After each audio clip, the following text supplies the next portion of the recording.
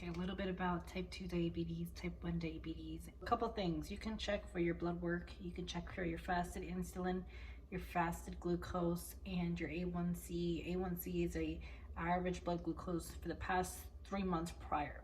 I'm not a doctor, so obviously always consult your doctor.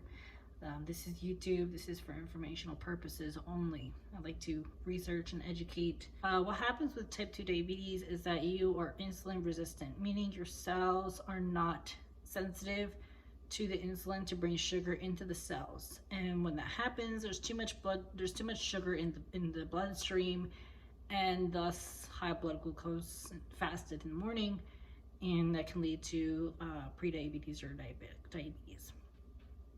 The good thing is that you can reverse it. As far as the diet, when it comes to kind of reversing type 2 diabetes, there's two main ways. I was reading a book by a doctor who specialized in diabetes reversal. He was an avid believer in the vegetable vegan diet for reversing diabetes. So that's one way. The other way is to cut out carbs and to just do protein and fats.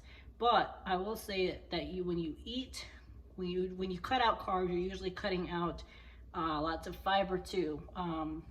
Vegetables technically are a carbohydrate, but you want to make sure you're getting your fiber, because you want to make sure you're getting at least two bowel movements per day. Okay, that ensures that you have a healthy gut or have a healthy digestive system. If you don't have 2 bowel movements per day, you may want to start getting in a little bit more fiber. Fiber is a form of carbohydrate, which basically it's like a rock. It just pushes food down your intestines so that you can take it out in your stool. So the first one that pretty common for that, I think is the best food for if you're dealing with high blood sugar and that you may want to start eating, is oatmeal. Okay, oatmeal, I think I talk about it in my other videos. Oatmeal has a lot of benefits. You can get it quick cook, or you can get old-fashioned oats. And it's not super high in fiber compared to its carbohydrate, because there's 27 grams of carbs per serving and 4 grams of fiber per serving. But technically, it's still a good insoluble fiber. Okay, there's 2 types of fiber: insoluble and soluble. So I would suggest you start eating this type of carbs and cut out things like white rice, bananas, oranges, these fast-acting carbohydrates, and try to choose more berries, things like blueberries, raspberries, strawberries. My other favorite food that I suggested to my client is chia seeds.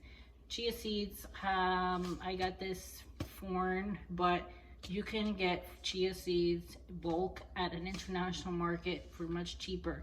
Chia seeds for about 2 teaspoons is about 15 grams of carbs, I believe, and about 5 grams of fiber, which is really good. So seeds have a lot of fiber too, which is essential for this situation that you're in if you're trying to reverse, again, type 2 diabetes. And the last tip I'll say is to drink a lot of water. If you're not drinking water, you are gonna really diminish your results. I also like to add that it's kind of a given that people think to stop eating sweets, right? Like cookies and cakes and stuff. I will say though that technically, even if you eat fruit, because take a banana for example, or a mango, these are high carb, low fiber, high sugar fruits. And yes, it is fructose, but it's still a sugar, and it still spikes your blood sugar. No different than how a cookie does or a cake does.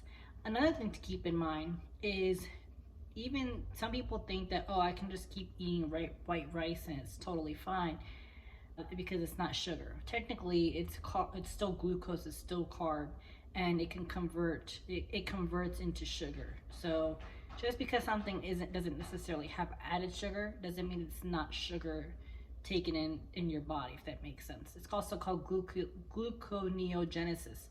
Basically, when your body produces sugar out of food. So these are just different things to keep in mind, that just because you're eating a non-sugar food doesn't mean your body doesn't look at it as sugar.